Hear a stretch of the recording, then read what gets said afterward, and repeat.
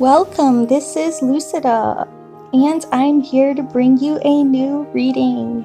This reading is about the twin flames and the effect of this full snow moon on their twin flame union, mainly how the divine masculine is viewing and will move into the twin flame union with the divine feminine rather than and leaving behind the karmic partner or situation, giving us a karmic ending.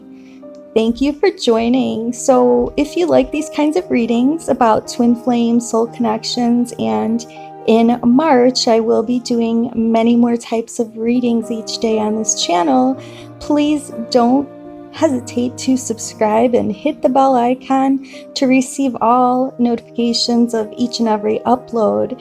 And if you'd like your own personal reading, because this is actually a general reading for the majority of those watching this channel and that will tune in at some point.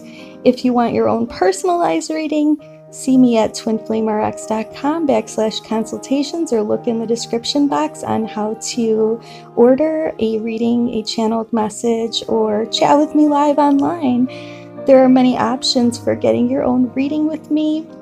Let's get started now, though, on this twin flame tarot reading about the full snow moon coming up on the 27th, which is Saturday, February 27th. It's going to be early in the morning on the 27th for most people. Depending on your location, you can look that up. But this is really the full moon in Virgo. Virgo is very detail oriented, likes to have a nice, clean, organized financial profile, house, home. Everything has to be in order. I have a Virgo moon and rising, so I'm very detail oriented, and I like to put that into my readings, by the way. But yeah, it's going to be one of those full moons where you might feel in the last few days or the upcoming few days that you want to purge, you want to do some early spring cleaning. So depending on where you are in the world, it may or may not even be spring, but you feel this energy of wanting to release a lot of things that do not belong in your personal daily routine. And that is going to help you to move ahead after this full moon is over. So let's get started with the reading. In the center, we have the divine masculine energy being represented there by that Eight of Swords energy. So it's kind of like feeling that the divine masculine still is not fully awakened yet, but is in the process of awakening, kind of feeling that they still are stumbling around in the dark. That's just how they feel, and they're going to be releasing that energy so that they can awaken further to their full divine purpose, which if they were awakened to their full divine purpose, the divine masculine would definitely be already in twin flame union with the divine feminine. But this karmic partner situation that the DM has been holding on to in the recent past has helped them to kind of hone their own abilities. So they were using that karmic situation to manipulate it, to see what they knew about the situation, what they could intuit about it, what they could do about it, how they could change it, how they could grow from it. And it really brought out their confidence and gave them a lot of self-esteem energy. But then that also caused them to presently be, in regard to that karmic situation, kind of on the down low or in hermit mode. So this means that the DM is not participating or trying to stay away from the karmic energy, and they will be committed to doing just that, staying away from the karmic energy in the future, as represented there by the Hierophant.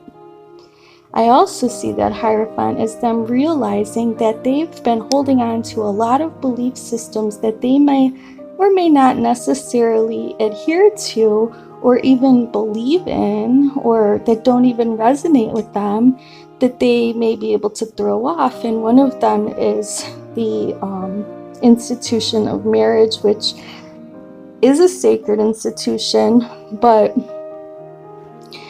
the cosmetic aspect of marriage seems to be very important in the United States and maybe around the world as well. But the fact that you would marry and, you know, have to have the happy family, and when you may not be happy inside, is the kind of idea that I'm picking up on. So they're kind of realizing that they may have looked happy on the outside to others, but they weren't really following their true destiny. So that brings me over to the Divine Masculines, past, present, and future energies toward the Divine Feminine in the right-hand column. So let's look there. So looking at that right-hand column, the top card, Strength, is how the Divine Masculine saw their interactions with the Divine Feminine. They saw that they may have clashed in the past, but they were able to communicate and be gentle with one another, and they were able to gain self-confidence in knowing that they balanced their energies out between each other. And presently, the Divine Masculine is seeing the Divine Feminine as a completion, meaning that they have completed a journey that was initiated even before they met the Divine Feminine, but that really went into full gear upon meeting the Divine Feminine and throwing their world upside down and helping them to realize that they could leave that karmic situation behind once they gained all that positive energy that we see in those top two past cards with the yellow. So that's all about self-esteem and self-confidence, which we see the yellow again for the Divine Feminine in the future position, where the DM and DF are in their twin flame union, 11-11, the Four of Wands. I hope that this reading brings all of you the best and you release everything that's holding you back from twin flame union. Sending you light, love, and many blessings.